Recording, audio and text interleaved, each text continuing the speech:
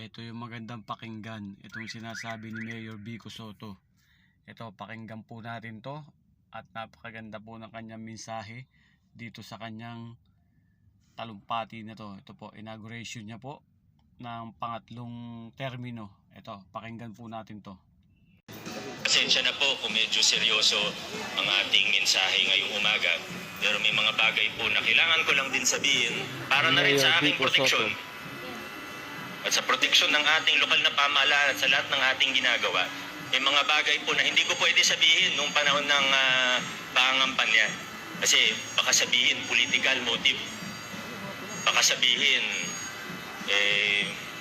siyempre pagka political season, mahirap magsalita kasi sabihin political lang yan.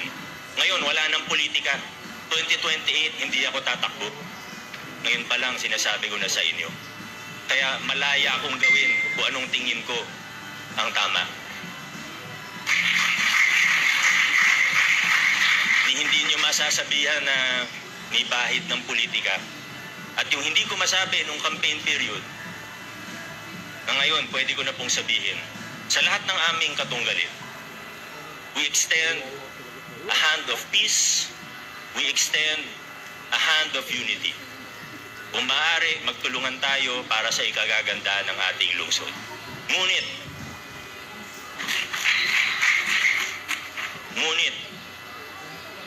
kailangan may managot sa mga krimen na naganap.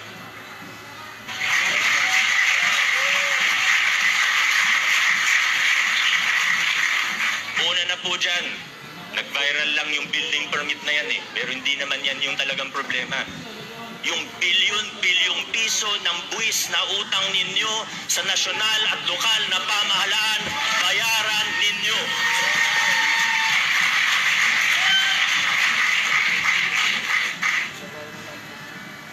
Hindi po ako galit.